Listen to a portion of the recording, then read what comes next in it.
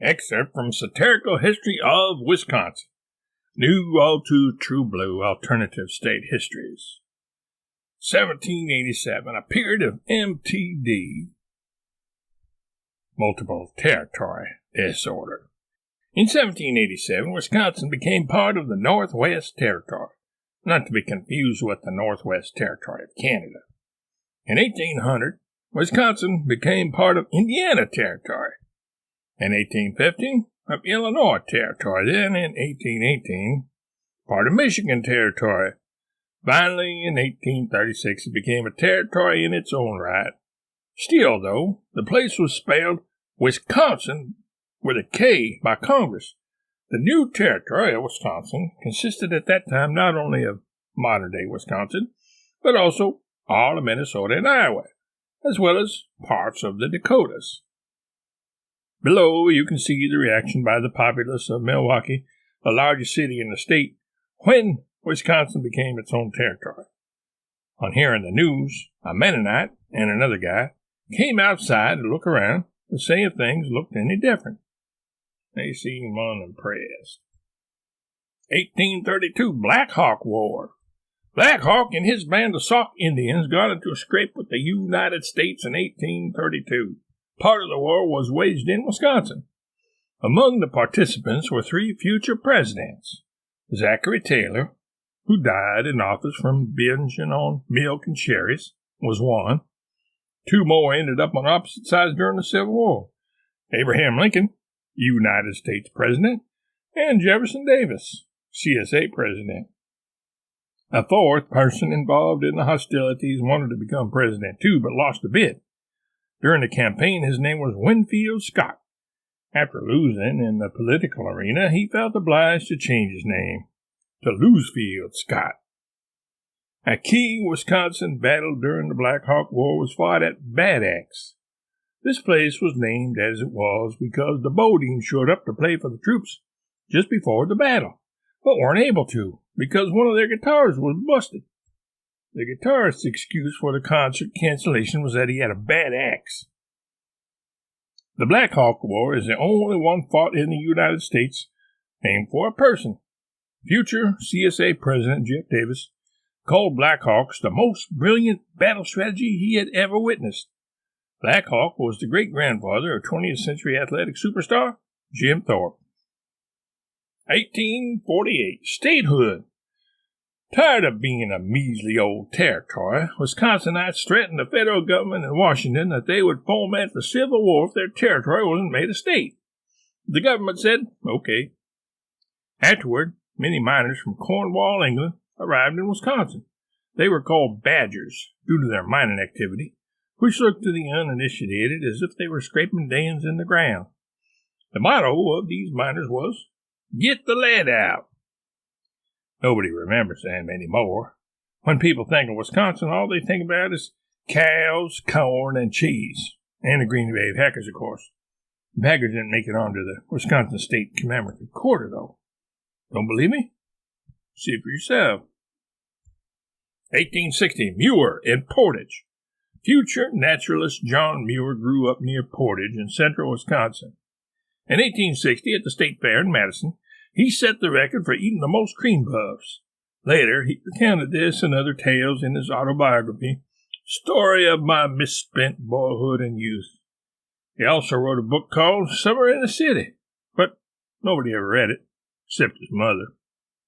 Above all, though, Muir is known for having invented the Wisconsin duck, an amphibious vehicle that neither looks, walks, nor quacks like a duck. It is safe to assume it is not, in fact, actually a real duck. You can still ride these contraptions today, but beware. The driver is likely to take you hostage in the middle of the forest and attempt to shame you into contributing money to his own personal charity. Also, these kind of ducks have been involved in a couple of deadly accidents in recent years. No joke. Here is a Wisconsin duck. As you can see, it does look quite a bit like a real duck. 1870s, Little House in the Big Woods. In the 1870s, the Charles Ingalls family lived near Pepin in west central Wisconsin. In fact, this is where their daughter Laura was born. she would eventually become famous as Laura Ingalls Wilder, author of the Little House books. Before Little House on the Prairie, the most famous book in the series, there was Little House in the Big Woods, which was about the family's experiences living in Wisconsin in the early 1870s. Here's a picture of Laura Ingalls Wilder deciding whether Michael Landon or her nephew Thornton Wilder or his nephew Gene Wilder should play her father on a television show. 1871, Pestigo Fire. Virtually everyone has heard of the Great Chicago Fire, but not many outside Wisconsin have heard of the Pestigo Fire. They occurred at the same time. The Pestigo Fire was worse in terms of lives lost. On October 8, 1871, between 1,200 and 2,500 people lost their lives in and around Pestigo, which is situated about 50 miles northeast of the city of Green Bay, in the worst fire in the country's history. The exact number of lives lost is unknown because many had recently arrived by train to work in the logging industry, and because the heat from the fire was so intense that many victims were vaporized. There was nothing left of them following the firestorm that passed through. The fire burned 1,875 square miles. The Pestigo Fire was not at first known about beyond the immediate vicinity. The reason for this was that the telegraph poles, at the time the quickest means of communication with the outside world, had been victims of the conflagration. 1912. Teddy Roosevelt shot in Milwaukee. While campaigning for president in 1912, after serving as president from 1901 to 1909, Teddy Roosevelt was shot while giving a speech in Milwaukee.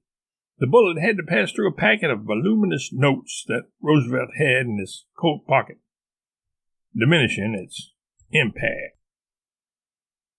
On the way to the hospital, Roosevelt fell into a trance and saw himself envisioned as a bull moose, pluckily snatching cranberries out of bogs while riding up Mount Tim on a giant badger, with one hand holding his monocle while the other brandished his sword.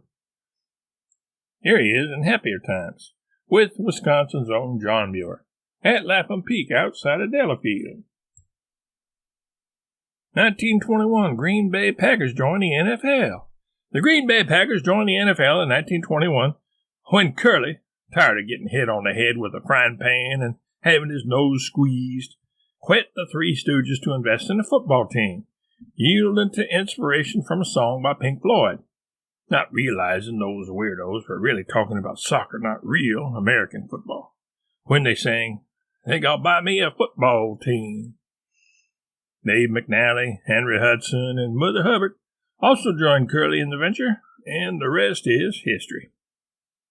Below is photographic evidence that Abraham Lincoln played for the Packers for a brief time, prior to going into politics. 1949, Sand County Almanac.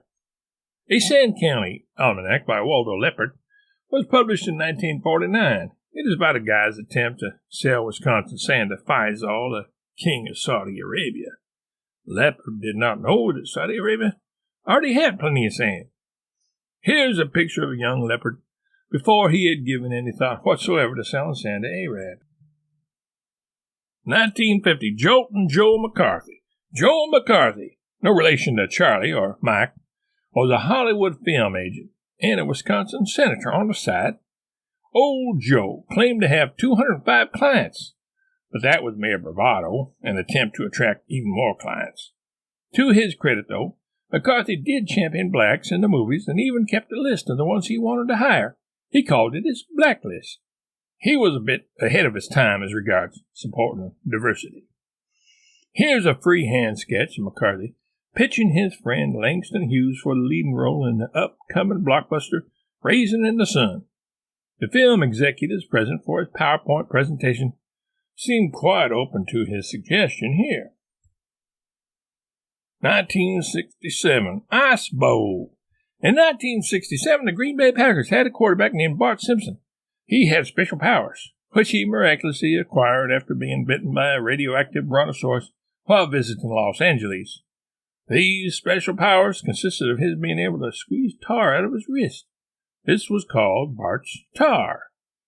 When the Packers quarterback pressed his fingertips into the palm of his right hand, the tar squeezed out of his wrist, covering his hands with the sticky substance. A full yard of it at times. During the Ice Bowl, played in Flambeau Field on a day so hot that the players had buckets of ice on the sideline to pour over themselves to keep heat prostration at bay, Art used his secret weapon to express a full yard of sticky goo out of his wrist. He then stuck the football on the end of the tar formation and simply reached the ball across the goal line for the decisive touchdown, besting the out-coached and out-special-powered Dallas Oilmen. Here is a picture of Bart Simpson practicing the tar trick, but conserving the precious tar for a real game. 1974 to 1984, Happy Days. The television show Happy Days ran from 1974 to 1984. It was set in Milwaukee. In the abstract painting below, you can see two of the main characters, Flouncy and Richie Rich, who were played by Henry Fonda and Howard Hughes. 1992, Mustard Museum. There is only one Mustard Museum. Some people wonder why. They wonder why there is one at all, that is. But it helps if you understand that there are many Germans in Wisconsin, and the Germans have an expression, "Das ist nicht mein Senf," which means, "That is not my mustard." This roughly corresponds to, "That's not my cup of tea." So you see, mustard is important to Germans, and with so many Germans in Wisconsin, what better place for a mustard museum than Mount Horeb, Wisconsin, to showcase the many varieties of Senf. For mustard maniacs, you can even get a bespoke suit made that proclaims your love for the condiment, as can be seen below, being worn by a dandy. Many people in Mount Horeb dress this way during mustard days, when jokes about mustard gas and ketchup gas are relished. Some things of which you may not have been aware. A word to the wise for when they visit Wisconsin. On Friday night, go out for a fish fry. If you don't know how to play the card game called Sheep's Head, and especially if you've never heard of it, don't admit that to a native Wisconsinite. Visit Door County in Old World, Wisconsin. Walk the Ice Age Trail, at least part of it. Have frozen custard whenever you get the opportunity. If you've never had it, be advised, it's way better than it sounds. It's like ice cream on steroids. When up north, watch out for hodags. They look something like this, but are much larger.